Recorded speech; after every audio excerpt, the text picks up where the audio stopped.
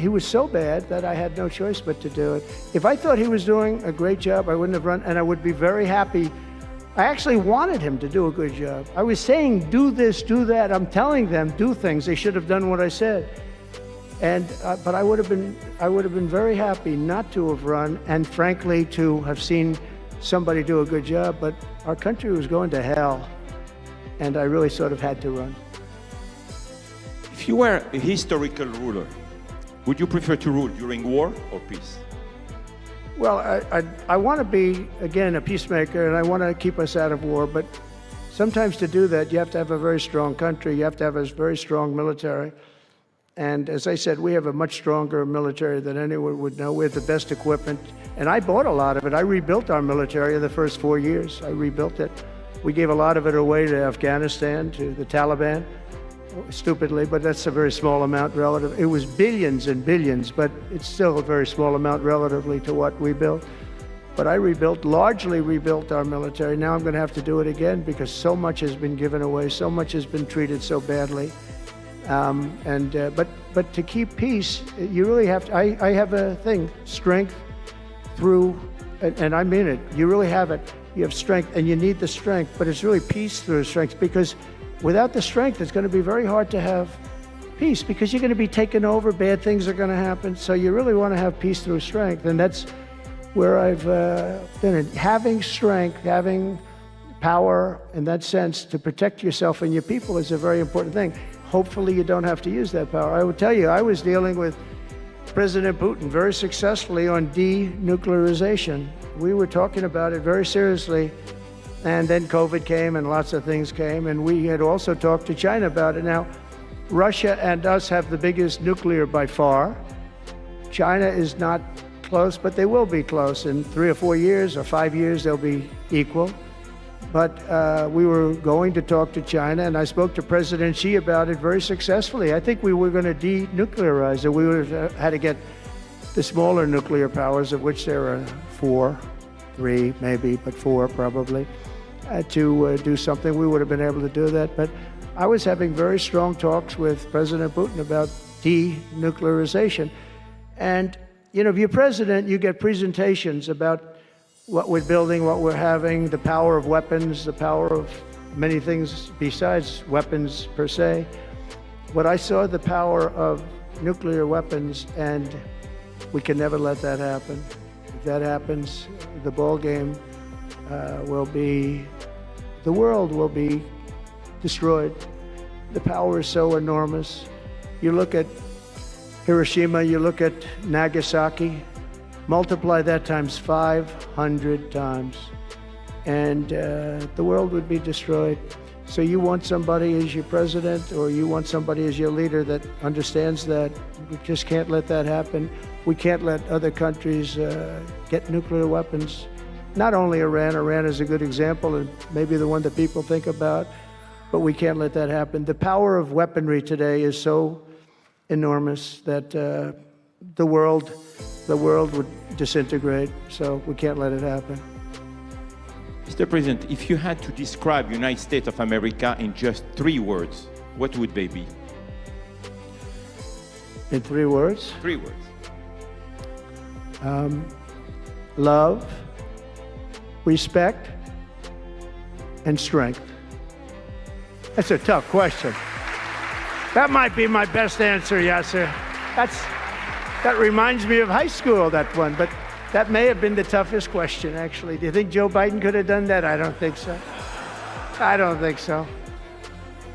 We're almost at the end, Mr. President, but talking about United States of America, what is one cultural habit in the US business that the rest of the world could learn from? What is the best practice that Well, I think we love our families, but I think a lot of the world loves their families. You know? I was speaking to the head of Mexico because I complain constantly about people pouring in. Now our border is the strongest border we've ever had. We've gone from the worst border ever in history to the strongest border. But I was speaking to the president of Mexico, a very wonderful woman, actually. And I said, we were talking about drugs. You can't let people come through your country and come into the country. You know, I was not that nice, but they understood what I was saying. And she said something that really got me. I said, you're not a big drug taking nation? And she said, no, we are not a consumer. And I said, a consumer, what an interesting word. We're not a consumer nation. We're not a consumer of drugs. I said, what an interesting, and why is that? She said, well, we have very strong family values. I said, but we do too. We do too. We have very strong, our families are devastated by what's happening with fentanyl, and China will not be doing, we're going to make a deal with China. They were not letting that happen anymore. And I had a deal, by the way, before I left.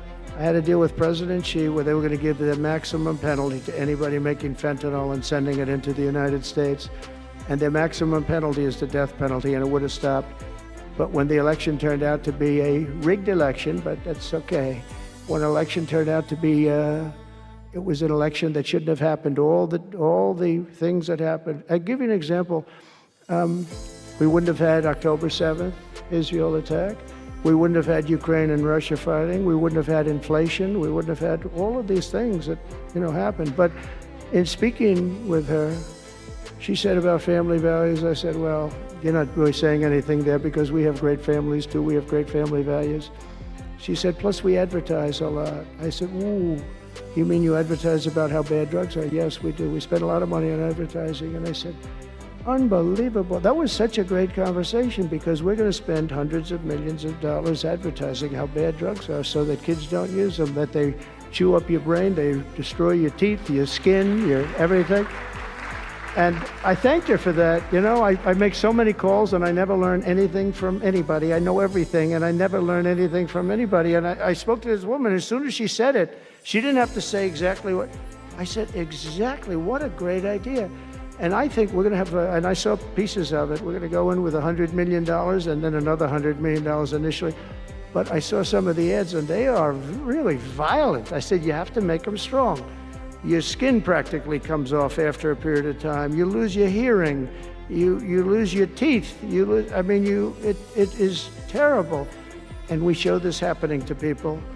And I think we're going to, we did very well with, we had blue ribbon committees headed up by the First Lady of the United States and a lot of other people that, they have no idea the viciousness of these cartels and these people. And they're smarts. They're very smart, tough people, making a fortune, by the way, an absolute fortune. But we got it down 18%, which was a record.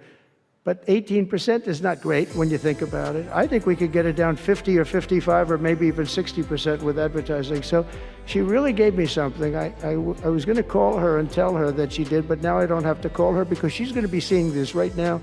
So to the President of Mexico, thank you very much. I appreciate it. But we're going to do a great advertising campaign saying how bad it is, how drugs are so bad for you.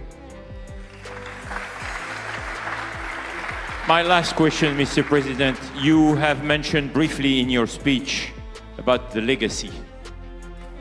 What would you like your legacy to be, if you can tell us more about it? That I came into a country that was great, but is in trouble. And I made America great again, and I got it out of trouble, and people respect America now, and we were a country of peace, and we brought peace to the rest of the world. Thank you. Thank you very much, Mr. President. Thank you very much, everybody. Thank you. Yes. But thank you, Richard, for the introduction, and thank you to all for such a warm welcome. It's great to be back in beautiful Miami, where I've actually built a lot of great buildings with the Desert family and some others. We've had tremendous success in Miami. We have Trumph Towers and Sunny Isles Beach. It's 4 beautiful buildings right on the ocean. The Trumph Grande, put the little E in the end for a little, class it up a little bit. Trumph Grande and the 700-acre Doral. It's a tremendous country club, and it's actually the most successful country club in the U.S., where I was just given approval to build 1,500 units, and I couldn't care less about building units. When you're president, who the hell wants to build units? I've been building units all my life. I don't want to build units, but they gave us permission to do it. But today is a tremendous honor. Become the first American president to address the Future Investment Initiative Institute. That's the first one. That's very, it's always known. And I want to thank Mayor of Miami, Francis Suarez, for being here. Thank you very much, Francis, wherever you may be. Hi, Francis. And thank you for the endorsement when I ran. I was very appreciative. Along with the Mayor of Miami Beach, Stephen Miner. Stephen, thank you very much. Thank you. Thank you. Thank you, Stephen. Thank you very much.